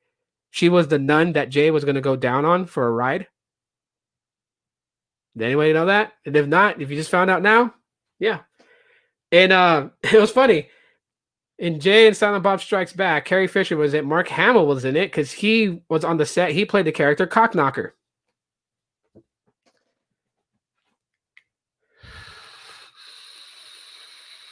Have you heard of Demon Wind, Cellar, The Gate, White Dog, Watchers? Love those flicks. I've heard Watchers because there's a movie called Watchers that I seen when I was a kid, but I'll explain what it was about. Tell me if this is the same one you're referring to, Coffee. So the one that I saw called Watchers is about a laboratory explosion that happens in the beginning, a created creature that's only created to kill is chasing after a insanely smart um, golden retriever who's has a tattoo on his ear. The tattoo reads out GH3. The dog is smart, and the whole purpose of it, well, the creature is called the Oxcon. The Oxcon was so like, the way that they created these creatures was no, it was GH3, not GH1. Okay, so you're talking about the same one then, because like GH3, he has to. So the way, if anyone hasn't seen these movies, the movies Watchers, I would say go see it. I mean, if it probably won't be as scary as today's scary movies. It's more of a suspense thriller, but just brief synopsis: laboratory explodes. Government secretly created a creature to use as a weapon. The way the creature was, the way it was supposed to be, was the dog was supposed to infiltrate buildings and places of where the enemies are, and the creature was supposed to follow the dog's scent because they psychically connect. And the creature was supposed to find where the dog is and kill the people in there. Instead of losing human soldiers, we would use these creatures. However, no matter how many times they bred the creature, the Oxcon always had an act for wanting to kill the dog, which is the one that seeks. So it's a seek and destroy strategy. Dog seeks, the Oxcon destroys, but the Oxcon destroys the dog. And so, yeah, good movie. I think I stopped watching the Watchers movie after I think it was Watchers like Watchers 3. I saw that one and I thought the creature that came up with that one was just really weird. And I never understood how GH3 was connected to multiple different monsters created by the government, because, you know, I thought it was like one dog was paired with one, with one Oxcon. So originally Morpheus was going to be played by Will Smith. He turned it down, the part, and he said, worst career move. He went and yeah. I remember that. They interviewed him about that. Yeah. I love the Watchers movie. I would tell anybody to go check it out. Definitely look for it. It has it stars Corey Haim. Is it Corey Haim or Corey? I can never get those two guys right. The one that's alive is Corey Feldman, I believe. So Corey Haim is the one that passed away. But anyways, he plays in that movie. I think part 2 with Corey Haim. That's my favorite part. Oh yeah. Yep. I would say, but I mean, yeah, of course it's going to be cheesy. It's an older movie from from back in the day, like what, the 80s, I think, the 80s or early 90s. It was in the 80s because my dad was in the Air Force and I was in Clark Air Force Base, so it was in the 80s when I came out. My dad was such an asshole for that, because like he came home, he's like, I got a new movie. He actually bought it on VHS, and he was like, yeah, we're gonna watch it. So he put it in, and I sat with him. Me and my older sister, we sat with him, and I saw it, and I was freaking scared out of my mind. The Oxcon scared the crap out of me, even though I can watch it now and I laugh at myself for being so scared of it, because you really didn't see the creature a lot. It was more of just like, first person camera view kills. That's what it mostly was. You didn't see the creature until the end of the movie in the standoff, but that's about as much as I'll give away. Funny, people always say cheese for old movies. Yeah. Well, I mean, compared to today, like, just imagine if they used today's technology and made that movie back then, just like how much more realistic the creature would look. You know what I mean? I don't want to give it a lot away for those who never saw it, because I would like for people to go check it out and see it. But yeah, it was pretty solid. I would definitely say that movie is a go. That movie, definitely a go. So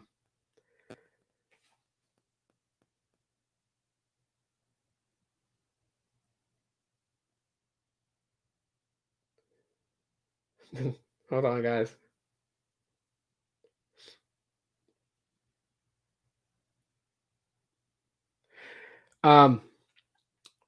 Anyways, so yeah, I just want people to check out that movie. But anyways, who is stoked for John Wick 4? And what do you guys think is gonna happen? Hurrah! / Jason. All right. But that's the point. I don't care about the tech. Yeah. No, I know what you mean. It's still a great movie. I pointed out because like people like to be critical about like like the special effects of the movie and everything like that. And I get where they're coming from on that, but it's still a great movie to watch. Watchers, still, and you know what? My kids are scared of it. They actually watched it. They watched it with me, and they're scared of it. So if it can still scare kids today, it's still good, in my opinion. But I thought the story was well told to an extent. You know what I mean? There were just so much suspenseful points in the movie Watcher, like in the in the beginning at the farm. I mean, just I don't want to give so much away. I want people to go check it out. So, but anyways, yeah. Um, I'm not entirely sure where John Wick 4 is going to go with it. I mean, we saw, in part 3, and I felt bad. He cut his finger off to pledge himself back, um, just so that the bounty that was on him was taken off, since he was excommunicated. And then, yeah, Winston shoots him to try to save the Continental in New York. He falls. First of all, I don't even know how anyone could fall off the top of a roof and hit the freaking the metal stairs on the sides of the buildings on the way down, hit the ground and live. I mean, yeah, he had to be completely torn apart. I'm suspecting that in the beginning of John Wick 4, we're gonna see probably his healing process, because there's just no way that you're gonna fall like that and then be able to just pick up from where you left off and come back like 2 days later and start killing people again. You know what I mean? I'm pretty sure it's gonna be like a year before. I think the way that the John Wick 4 is gonna kick off is that it's gonna be like a year later. The Matrix 4. Yeah, the Matrix 4. So again, if you guys aren't subscribed to a Ray's movie channel, I'll try to link it in the comments later on, so you guys can check it out. You guys can connect with Ray. But anyways, Reynaldo De Leon, if you guys don't know. But anyways, Ray has a movie channel. He talks about it. He referred me to a site that kind of broke down the synopsis of Matrix 4. And from what I've read, I'm not too happy with how the Matrix 4 is going to be. The way that they're using Neo and all these other things, it's just weird. It's a weird concept, because we already know with the Matrix, right? We know that Neo in the trilogy he's not the first one, right? When he goes and he meets the architect in what was it in the second one, he is told that he is, I think, the sixth version, because the Matrix has been built 6 times. Every time, and he explains that they would keep the humans in comatose in a dreamlike state. The Matrix was the dream world for them, and he tried to make it like the perfect world: no death, no violence, everybody was rich. But humans were rejecting it, and they were waking up from the dream, and then of course being casted out of the crop fields. So they had to create, a world that humans would stay in a dreamlike comatose state. So that version of the Matrix they're in was the one that was most successfully working. The reason why people were waking up from it was because Morpheus was finding key people that were in the Matrix and setting them free, hence the blue pill, red pill thing, but also finding them in the crop fields and saving their bodies. And then, of course, using modern technology to reconstruct muscle mass and everything like that. Because, when we saw the first movie of the Matrix, right, like Neo's muscles was getting rebuilt, and then Morpheus had to explain to him like he's never walked before, because humans were being born and then placed into those crop fields, and our mind's energy was used as energy to power the machines. So you go through all that. So yeah, we know that Neo's not the very first one. He's another reiteration of the one. And then here's an interesting concept about that. As a matter of fact, I think there's a YouTube video where someone kind of explains it, where they say that Neo's not actually the one, but Agent Smith is the one. It's crazy how they go into detail about it, about Smith being the one and Neo is not the one. And then because of the certain things that they say are the prophecy of the one and what the one would do. However, if you guys find that, or I'll probably link that YouTube video in the description, so you guys can go check it out later. Crazy where people go with the Matrix and whatnot. So yeah, the Matrix 4, I'm not too happy about that. I think Raydom's probably still asleep, because I know yesterday we streamed on Carlos's podcast for like 5 hours. They were on 5 hours. I was on for like 4 hours and 20 minutes. I couldn't stay up anymore. I was so tired. But I was actually a pretty good show. Even Tana So Lit was on there. So known him for a long time. It was a great show. If you guys missed it, definitely watch the replay. Watch it in like in like segments, right? So it'll take you like 4 or 5 days to watch it just because of how long it was. I think was it Alex's channel? It was like a 7 hour stream. I wasn't on for the whole 7 hours of his stream. I was only on there for like I think it was like 2 hours, but still that was pretty long. That's a long stream to do. I mean, that's pretty long.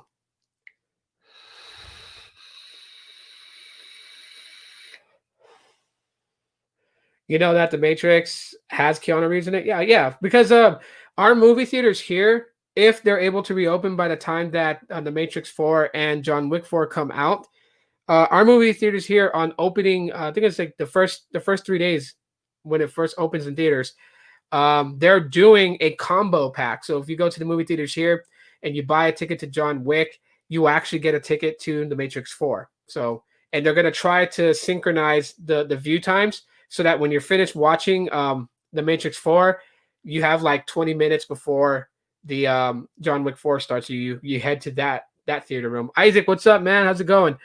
You head to that room and you watch. So it's a really cool deal, really cool combo pack, and it's not paying additional or like $2 more on the ticket. You're paying the normal ticket price here.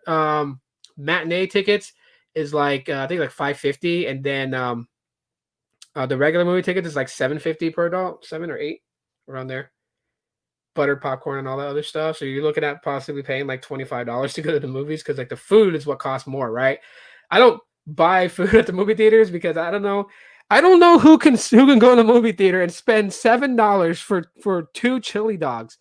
Come on, I can walk downtown Phoenix and get a chili dog for $1.50. I'm not spending $7 for 2 of them. Or a large drink costs you $5.50. Like that's just insane. Me personally, I don't like to really like. I mean, I'll probably buy like a box of Raisinets, which kind of like sucks. I don't buy them from the movie theater because they're like $3.50, so I buy them from like a regular store and they're in my pocket and I just walk in. But I don't get a drink or anything like that during the movie theater because I don't want to get up to have to use the restroom because then you miss parts of the movie. And it sucks. And I think that's a conspiracy of movie theaters. They're like, yeah, they'll have like a little combo deal, like get popcorn, get a snack and a drink, all for $15, like a combo deal, right? And they want you to load up on drinks. They want you to drink soda, a lot of it too. So you have to pee. So you miss a critical point. When you come back, someone's gonna be like, yo, you missed that part, bro. You can't rewind the movie. So they think you're gonna go and buy another ticket to come back in and watch it just to see that part. Movie theaters, I'm on to you. Of course, I'll like Pirates of the Caribbean. I love that series. I'll tell you guys that much right now. When it came out in theaters, I watched especially the third one at World's End. I watched that movie 10 times. I went to the theater 10 times. I watched it 10 times. It was days that I didn't feel like going to work, so I took a sick leave or I took a paid vacation day, and so I got paid for work when I didn't go. And I went to go see the movie, and like my ex-wife got mad at me because I didn't take her with me, but I didn't want her with me because she talks too damn much, and so I just didn't want to hear it. So I went to the movies by myself and watched it like 10 times. Those types of movies, like Pirates of the Caribbean, like like sci-fi, fantasy, and stuff like that, I really am into those types of movies. I don't know, it's like my escape from like the regular world, because the regular world to me can be dull at times. There's too much negativity happening on the streets. So when I watch a sci-fi movie, I can get very immersed in the movie, and then I'm just like away from the world. So I'm like, hey, great. Just awesome.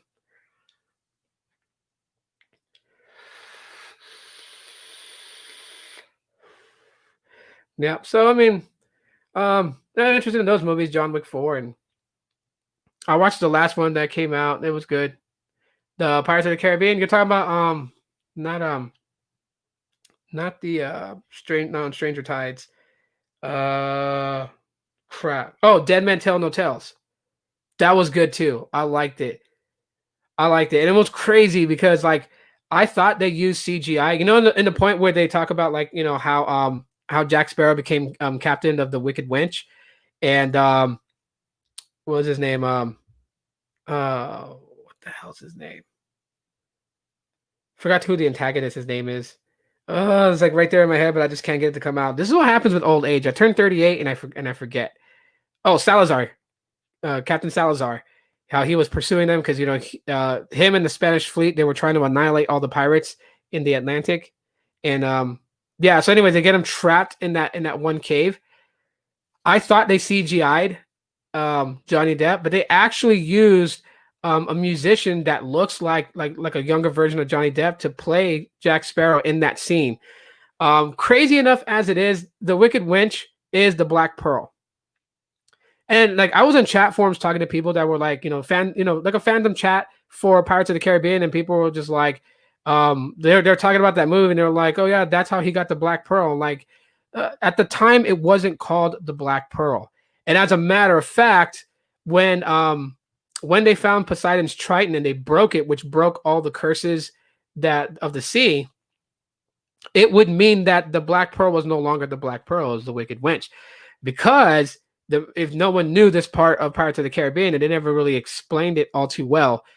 So in the time from when Jack Sparrow was captain of the Wicked Witch, which he loved that ship, the ship sank. It sank to the bottom of the ocean. And Jack Sparrow, which I don't know if they're ever going to make like a backstory to it. I think they should. That'd be really cool to see. But Jack Sparrow seeks out to reach Davy Jones and makes a deal with Davy Jones. He makes a deal with Davy Jones to raise his ship from the bottom of the ocean. And in return, he'll serve Davy Jones. Now, Jack Sparrow, he makes deals and he'll cross you.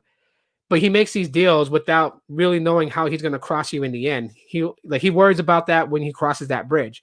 So Davy Jones raises the Wicked Witch from him, but now it's the Black Pearl because Davy Jones raised it, right? So using, unlike unnatural powers to do that. The ship obviously was fast. The Wicked Witch is one of the fastest ships in the ocean. So yeah, the deal was 10 years captain of the Black Pearl. And after that, he would have to serve 100 years as a start on the Flying Dutchman. So Jack Sparrow gets the ship. However, he gets a crew. He goes after it. I guess this is what his plan was. He goes after the hidden treasure of, I think it was Cortez, right? If I'm not mistaken. But he goes after the treasure. And his idea was to get the treasure to become immortal. Because if he's immortal and dead, then how would Davy Jones take him, right? He could fight Davy Jones and he wouldn't die because he's already dead. However, he was crossed by Barbossa, who was his first mate. They marooned him on an island and they took the ship and they went after the treasure. They found it. Of course, the curse laid upon them. And that's where we get into the first movie, Curse of the Black Pearl. So that is the time gap between the moment where Jack Sparrow became captain of the Wicked Witch when Capitan Salazar was chasing them in the Bermuda Triangle, and to where we get to the beginning of Pirates of the Caribbean, Curse of the Black Pearl. Backstory. Now, if they make that into the movie, I think that'd be interesting. But of course, we know that Johnny Depp couldn't play Jack Sparrow. Maybe the guy that they had him play the backstory scene could play him, but who knows? See, Fast and the Furious 9 rescheduled, postponed until April 2nd, 2021. I'm not too much of a fan of it. I have gotten over the Fast and the Furious after Tokyo Drift because it just really, I mean, they're good movies. Don't get me wrong. They were good movies. I like the action. I like the story plot, but it went really left field. With it being like espionage and secret stuff.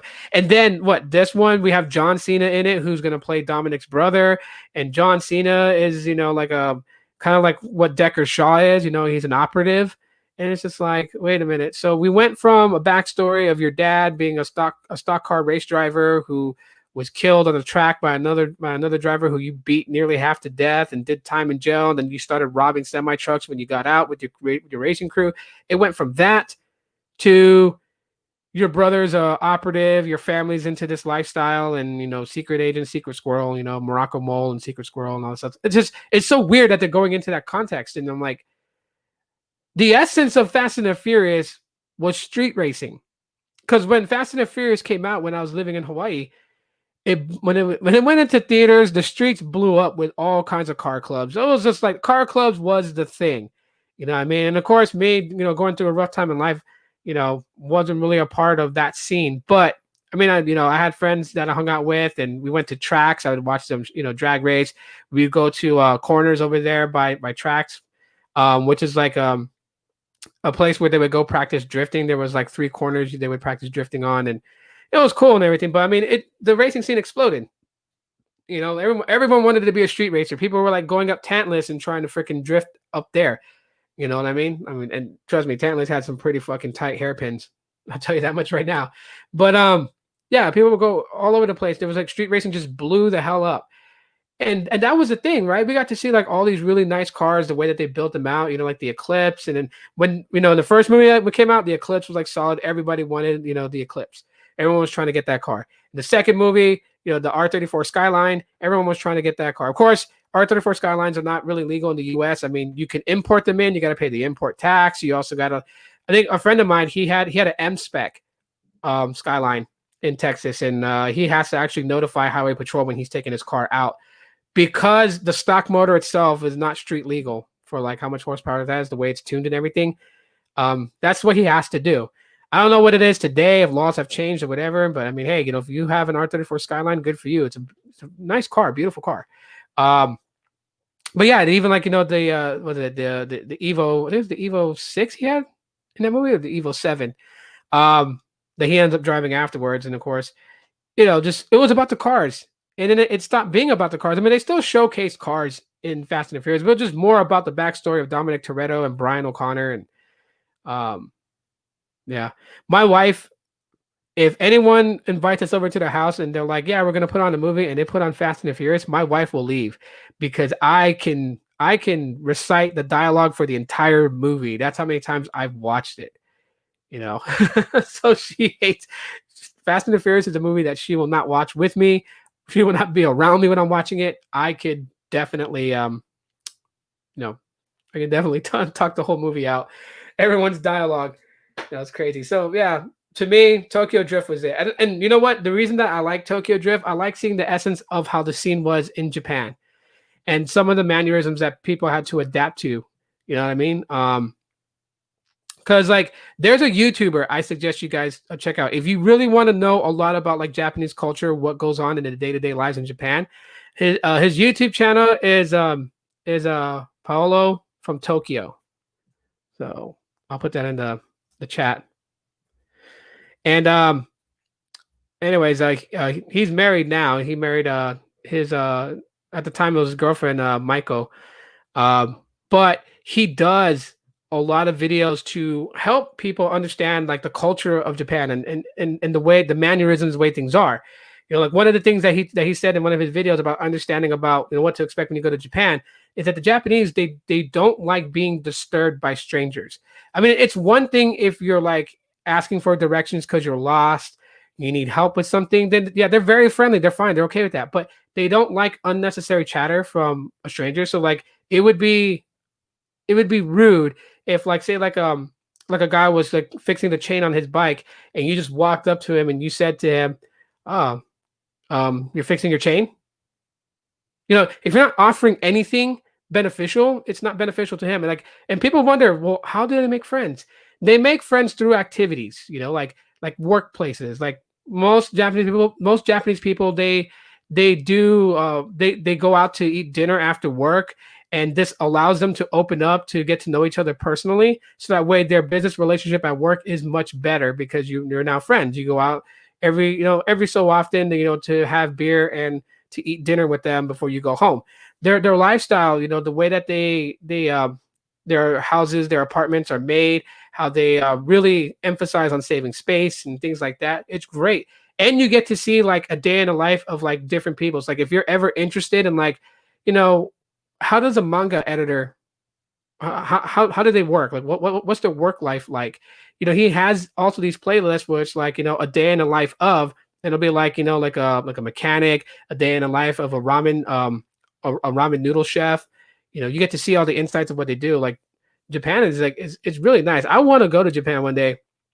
Again, I was young when I went, but I want to go now that I'm an adult, go there and like stay there for months and just experience it, more than anything. That sucks, to be honest. I mean, in Japan, I mean, yeah, see, like cultures are different, right? So like some of us will perceive it to be like rude. To them, it's normal. You know what I mean? I mean, like, I'm not saying that when you go over there, everyone's gonna be stuck up and they won't talk to you. They will. You know what I mean? But like when you have unnecessary chatter, especially when they're trying to get somewhere or whatever, whatnot, the Japanese to try to be efficient on things. So that's what he's trying to say. Either way, cultures will clash because of culture differences, and that's what I'm talking about. You know what I mean? Like for us here in America, we tend to be friendly that we'll talk to anybody. And the person we're talking to won't get irritated with us unless we ask a stupid question.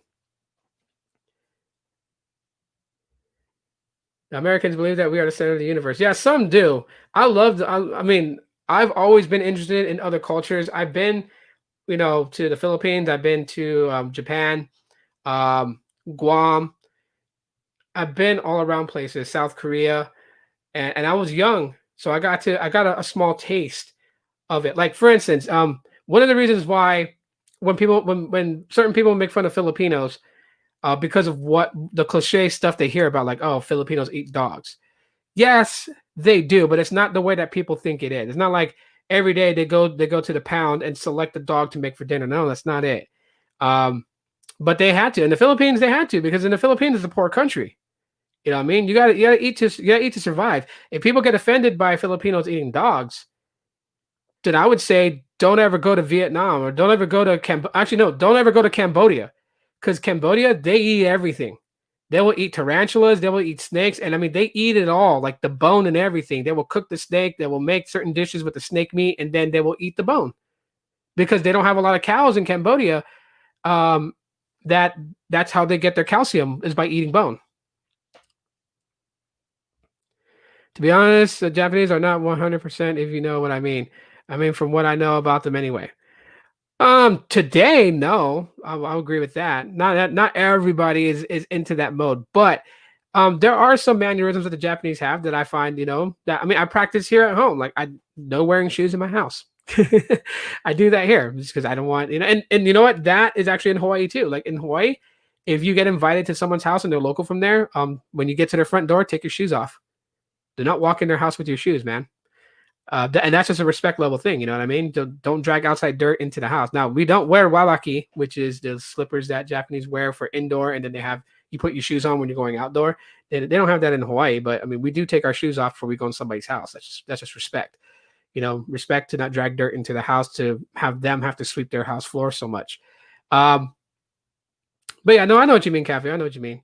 There's some things about them. They are focused way too much on success and money. Yeah, but I mean, they're taught that way. You know what I mean? But if you think about it, a lot of like technology that we have around the world is done in places like in Germany, in Japan. You know what I mean? Like, so while they are focused on success and wealth, it also drives them for technology too. I mean, at one point in time, America was depending on Japan for technology. I mean, we do develop our own here, right? We do. I mean, nowadays especially. But back then, a lot of stuff was like manufactured in Japan or in China or in South Korea, and America relied on that, right? Like Toshiba, VCRs. You know what I mean? Sony TVs, stuff like that. Those manufactured in Japan. So we actually really relied on them at that time. Culture clash, yes, always a culture clash. But you know what? I'm always open to people's cultures. And I look at the good and bad. You know what I mean? But for me, the bad would never outweigh the good. No one walks in Europe with shoes inside either. Yeah, see, we learned something too. For those that didn't know, I didn't know that. I don't, and I won't presume to know other people's cultures. So if someone shares something with me, I will, be grateful that they shared it with me. So when people say only Asians do that, now you're wrong. There are Europeans that do that same thing too. They do not walk inside somebody's house with shoes on. I know they are taught that way, but that doesn't mean it's good or normal. Yeah, no, I know what you mean. Culture clash. I know what you mean. You know what I mean? And you don't have to look at somebody's culture and say it's the right way. Like I'm sure a lot of people around the world look at America and our culture and they look at us and they're like, that's not the right way. And I'll admit some of the stuff that we do in America is not the right way. I mean, there's a lot of us that's lazy. There's a lot of us that won't go out and work a job to take care of their families. They won't do anything about it. They won't turn their disabilities into something positive and try to make something out of it. They will just like completely just expect other people to take care of them. That's one of the things in our country that we suffer from. You know what I mean? And I know other countries point that out. But there's still a lot of good beauty from the American culture. A lot of things that we shared with other worlds and other worlds have shared with us. And as a matter of fact, America is a melting pot anyway. So a lot of the culture that we have here is actually learned from other places. It's like we've picked things from different various places because this country, I mean, of course, the Native Americans were here first. They're native to this. This is their land. But a lot of immigrants came and therefore after. But I'm not going to have this big social discussion about land being stolen and whatnot. I know the history behind it. I like to read books and stuff like that about those things and learn about them. But yeah, we're not going to have a clash of this.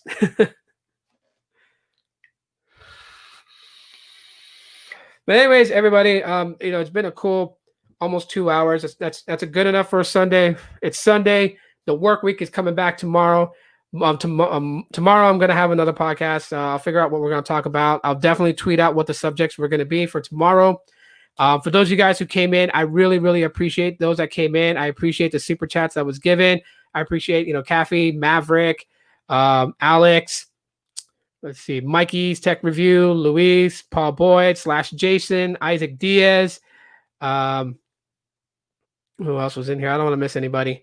Sneed, Technoid, Jose, My Daily Side, RFK or Ricky.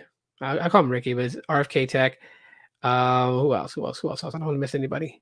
Randy Hook for that really weird Wonder Woman reference. Still appreciate you for coming in and watching. Gene for being in here. Baby Yoda for being in the house. Baby Yoda, you're awesome. And Saldana, thanks for coming in too as well. Appreciate it. That's it, Alex. I'm going back through the chat line just to see. All right. Hopefully that means I got everybody, but thank you all for joining in and watching the podcast. Really appreciate you guys for it. Again, like I said, if you guys want to help out with a monetary donation to the channel, there's links in the description. Those ones come directly to me. YouTube takes nothing of it. If you guys don't want YouTube getting a percentage, I know a lot of people are mad at YouTube for that. That's cool. But like I said, it's not something you have to do, but if you want to, it's there. Other than that, I'll see you guys tomorrow. Appreciate all the love and support. You guys are awesome.